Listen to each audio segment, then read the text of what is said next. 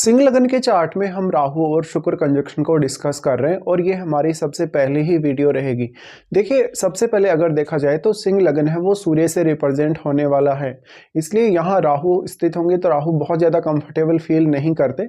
लेकिन शुक्र के साथ आ जाने की वजह से वो अपने एक परम मित्र के साथ स्थित होंगे। ऐसे में शुक्र की क्वालिटीज़ को राहु काफ़ी बढ़ाने का काम करेंगे, शुक्र की क्वालिटीज़ को काफ़ी मल्टीप्लाई करने का काम करेंगे, जिससे शुक्र को लेकर आपकी एक्सपेक्टेशंस काफ़ी तेज़ी से बढ़ेंगी। अब क्योंकि शुक्र आपके लिए इसलिए भी ज़्यादा इंपॉर्टेंट है क्योंकि वो थर्ड लॉर्ड तो है ही, साथ में वो आपके चार्ट में 10th लॉर्ड बनते हैं। इसलिए शुक्र का यहाँ जो प्लेसमेंट है वास्तव में कैसा है, क्या वो वक्री हैं, क्या वो एक सामान्य स्थिति में है, ये सब आपको देख लेना होगा।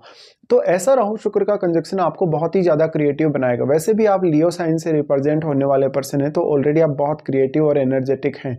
लेकिन यहाँ पर जब राहु साथ आ जाते हैं शुक्र के, तो शुक्र को लेकर आपकी अपेक्षाएं और भी ज़्यादा तेज़ी से बढ़ने लगती हैं और जीवन में आप काफ़ी अच्छा अचीवमेंट भी हासिल करेंगे, बहुत ज़्यादा पॉपुलर भी होंगे, नेम फेम भी काफ़ी अच्छा हासिल करेंगे। लेकिन यहाँ पर ज़्यादातर जो प्रॉब्लम होगी आपके बहुत ज़्यादा डोमिनेटिंग व्यवहार को लेकर होगी, या तो फिर रिश्तों में आपको कुछ दिक्कतें होंगी, जैसे वैवाहिक जीवन को लेके, या आपको पार्टनर से अपने कोई ना कोई शिकायत है, पार्टनर की हेल्थ को लेके आपको कोई ना कोई प्रॉब्लम है।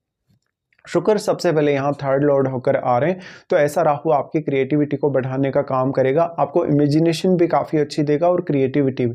अब थर्ड लॉर्ड शुक्र होने की वजह से शुक्र से रिलेटेड अगर आप कोई भी प्रोफेशन चुनते हैं, शुक्र से रिलेटेड जैसे आप सिनेमा जगत में हैं या किसी भी प्रकार से आप कोई भी ऐसा अन्य क्रिएटिव वर्क कर रहे हैं जहाँ पर आपकी इंडिविजुअल जो परफॉर्मेंस है वो काफ़ी ज़्यादा मायने रखती हो, तो उस केस में शुक्र का बहुत ज़्यादा आपके लिए इंपॉर्टेंस रहेगा। और राहु यहाँ शुक्र की क्वालिटीज़ को मल्टीप्लाई कर रहे हैं, तो शुक्र से रिलेटेड चीज़ें पाने के लिए आप काफ़ी ऑब्सेस्ड भी होंगे। अब शुक्र आपके चार्ट में देखा जाए तो 10वें घर के स्वामी, तो जिस भी पर्टिकुलर फील्ड में आप काम करेंगे उस फील्ड की वजह से आपका नेम फेम बहुत ज़्यादा होने के चांसेस होंगे ही। इसके साथ साथ देखा जाए तो यहाँ पे अब कोई भी अन्य ग्रह जिसका प्रभाव है, चाहे तो वो दृष्टि संबंध के द्वारा है, चाहे तो वो युति के द्वारा है, बेसिकली जो भी ग्रह यहाँ युति कर रहा है वो आपके चार्ट में किसी न किसी भाव को जरूर रिप्रेजेंट कर रहा है। तो आपके चार्ट में वो जिस भाव का भी स्वामी है उस भाव को लेकर भी आपकी एक्सपेक्टेशंस काफ़ी ज़्यादा होंगी और उन रिश्तों से भी जो उन भाव से जुड़े हैं साथ ही। लेकिन यहाँ शुक्र कितने ज़्यादा क्लोज हैं राहु के, क्या शुक्र यहाँ पे वक्री तो नहीं है? तो अगर वक्री होंगे तो वैसे तो राहु का प्रभाव काफ़ी ज़्यादा बढ़ेगा शुक्र के वक्री होने पे, लेकिन शुक्र से रिलेटेड जो चाहते हैं आपके, जो आप मनोकामना रखते हैं, कोई भी प्रकार की इच्छा रखते हैं अपने रिलेशनशिप को लेकर, अपनी फैमिली लाइफ या अपने अन्य रिलेशंस को लेकर, तो उस मामले में आपकी अपेक्षाएं काफ़ी तेज़ी से बढ़ती हैं। राहु शुक्र का जो कंजक्शन है आपको पर्सनैलिटी बहुत ज़्यादा अच्छी देगा, आपको बहुत ही ज़्यादा चमत्कारिक बनाएगा, दूसरों पर आप बहुत ही सडनली प्रभाव डाल सकेंगे अपना पर्सनैलिटी के माध्यम से भी और अपने ऑरा के माध्यम से भी। अब यहाँ पे राहु और शुक्र जितने ज़्यादा क्लोज होंगे उतने ही ज़्यादा आपको कैरियर में नेम फेम मिलने की संभावना बढ़ेगी। और अगर सूर्य भी आपके चार्ट में बहुत मजबूत स्थिति में हुए तो इस कंजक्शन का आपको नुकसान होने की तुलना में फ़ायदा ज़्यादा मिलेगा। यह कंजक्शन सिर्फ और सिर्फ आपको रिश्तों के लिए कभी कभी अच्छा नहीं होता, फैमिली रिलेशंस देख लो या अपने पार्टनर के साथ रिलेशंस देख लो। राहु का अगर हम प्रभाव के हिसाब से बात करें दृष्टियों के, तो सबसे पहले वो आपके पंचम भाव को एस्पेक्ट करते हैं। यहाँ से देखिए, पंचम भाव को जब वो एस्पेक्ट कर रहे हैं तो वो अपने नीच के घर पे यहाँ दृष्टि डाल रहे हैं, लेकिन वो सूर्य के घर में बैठे हैं और अपने मित्र के साथ बैठे हैं, शुक्र के साथ। तो मान लो अगर आपका शुक्र यहाँ पे वेल प्लेस्ड है राहु के साथ और अगर वो वक्री नहीं है, तो इस केस में राहु आपके टैलेंट को काफ़ी तेज़ी से बढ़ाने का काम करते हैं, आपको बहुत ज़्यादा क्रिएटिव बनाते हैं। हालांकि पंचम भाव के स्वामी आपके बृहस्पति हैं, तो क्या बृहस्पति का प्रभाव राहु या शुक्र पर है?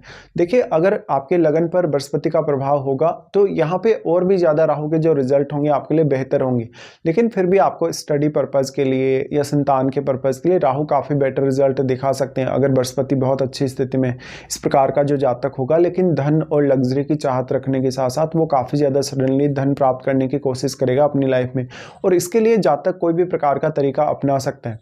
अब जो आपके पंचम भाव में प्लैनेट बैठा है वो प्लैनेट आपको किस तरीके से सपोर्ट कर सकता है, वो प्लैनेट राहु का मित्र है या नहीं, या वो आपके चार्ट में कौन कौन से भाव का स्वामी होकर यहाँ बैठा है, तो उन मामलों पर आपको जरूर ध्यान देना चाहिए।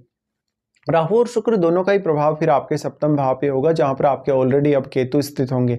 तो जितना भी एनर्जी सप्तम भाव को मिल रहा है लगन से, या कहीं किसी भी भाव से, तो वो सारा का सारा एनर्जी केतु एब्जॉर्ब कर रहे हैं। और केतु के साथ बैठे हुए ग्रह का भी यही हाल होगा, क्योंकि केतु उस ग्रह की एनर्जी या उस ग्रह के कारकत्व को भी काफ़ी ज़्यादा एब्जॉर्ब कर रहे हैं। तो वो ग्रह आपके चार्ट में अब जिन भावों का स्वामी होगा उनके लिए या तो अपने पार्टनर की आपको सपोर्ट की ज़रूरत पड़ेगी, या तो उनके लिए आपको कुछ स्पेसिफिक अलग से प्लानिंग करनी होगी, क्योंकि आप उन भावों से जुड़े हुए रिश्तों के साथ देख लें, चाहे उन भावों से जुड़े हुए कार्यों के मामले में देख लें, बहुत ज़्यादा कन्फ्यूजन में रहेंगे।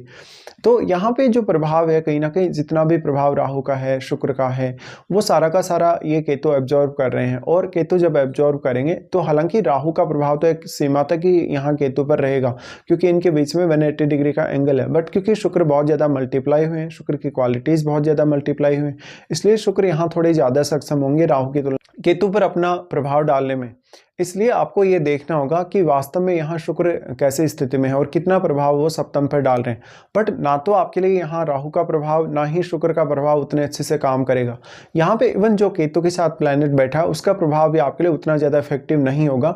तो यहाँ केतु का ही इंपॉर्टेंस अब सबसे ज़्यादा होगा। तो आपको अपने पार्टनर को लेकर कभी भी कन्फ्यूजन में नहीं आना चाहिए। अगर मैरिड लाइफ को लेके या अपने रिलेशनशिप को लेके कोई भी इशू है तो आप अपने पार्टनर की सलाह से ही उसे दूर कर सकते हैं। अब ये कंजक्शन में आपका नेम फेम बहुत ज़्यादा अच्छा होने की संभावना है, लेकिन कभी कभी आप उसको जज नहीं कर पाते और कभी कभी लोग आपको अच्छे से जज नहीं कर पाते। उसके बाद राहु का प्रभाव होगा नवम भाव पर। नवम भाव पर मोस्टली राहु का प्रभाव होगा, तो ये विदेश यात्रा के लिए, घूमने फिरने के लिए या लंबा ट्रैवल करने के लिए बहुत ज़्यादा आपको फेवर करेगा। साथ में आपको दूसरे स्टेट में ट्रैवल करने या वहाँ सेटल होने के लिए भी। इसी प्रकार से देखा जाए तो जहाँ तक दूसरे जो धर्म है, दूसरी जो संस्कृतियाँ हैं या जो विचारधारा हैं, उनकी तरफ काफ़ी तेज़ी से अट्रैक्ट होता है। और ऐसा जहाँ तक बहुत ज़्यादा इगोइस्टिक तो होगा ही, क्योंकि सूर्य के घर में ये कंजक्शन है, तो वो अपना घमंड भी अवश्य दिखाएगा और ईगो की वजह से उसको काफ़ी ज़्यादा दिक्कतें भी होंगी। तो यहाँ पर जो एक मैरिड लाइफ अच्छा जीने के लिए जो स्थिति वो उतनी बेटर नहीं है, लेकिन फिर भी इंडिविजुअली आप बहुत ज़्यादा ग्रो यहाँ कर सकते हैं इनके होते हुए। इसके साथ साथ आपको देखना होगा कि यहाँ राहु या शुक्र के साथ कोई अन्य प्लैनेट है या नहीं। कोई भी अन्य प्लैनेट यहाँ होगा तो वो जरूर आपके चार्ट में किसी ना किसी भाव को रिप्रेजेंट कर रहे हैं, तो आपको उन भावों को लेके भी बहुत ही स्ट्रॉन्ग ऑब्सेशन रहेगा और आपके उन रिश्तों के लिए जो उन भावों से जुड़े हैं उनके साथ भी आपका बहुत ही ज़्यादा अटैचमेंट रहेगा। अब राहु या शुक्र के साथ कोई भी प्लैनेट जो स्थित होगा, अगर वो राहु का मित्र है या इवन वो शुक्र का मित्र है तो और भी ज़्यादा बेटर हो सकता है। बट इस केस में अगर वो प्लैनेट इनके साथ शत्रुवत है तो आपको काफ़ी ज़्यादा इश्यूज होंगे यहाँ पे। इसके साथ साथ आपका अगर देखा जाए तो आप यहाँ जस्ट अपने रिलेशनशिप, अपने फैमिली लाइफ को, अपने पार्टनर के साथ रिलेशनशिप को जितना ज़्यादा बेहतर कर लें आप उतना ज़्यादा ही बेहतर कर पाएंगे अपनी लाइफ में। राहु शुक्र के इस कंजक्शन की वजह से कभी कभी आप में ईगो तो होगा ही, लेकिन खुद पर आपको घमंड बहुत ज़्यादा होगा और खुद का जो प्राइड है कहीं ना कहीं आपके लिए काफ़ी ज़्यादा नुकसानदायक साबित होगा।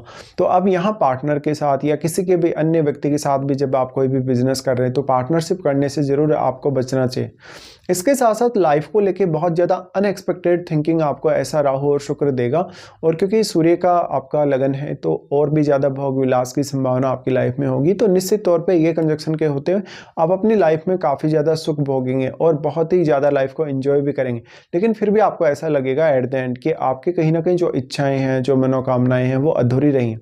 राहु का प्रभाव यहाँ से नवम भाव पर होने से आप हमेशा काफ़ी क्विकली निर्णय लेने वाले होंगे और अपने जो प्रभाव हैं कहीं ना कहीं अपनी पर्सनैलिटी के, अपने धन के माध्यम से वो आप काफ़ी स्ट्रांगली दूसरों पर छोड़ने की कोशिश करेंगे। अब इसमें आपको महादशा का रोल भी देखना होगा, हालांकि कि आपको शुक्र की या राहु की महादशा है या नहीं। अगर मान लो इनकी महादशा है तो ये रिजल्ट आपके सामने और भी ज़्यादा स्ट्रांगली आ सकते हैं।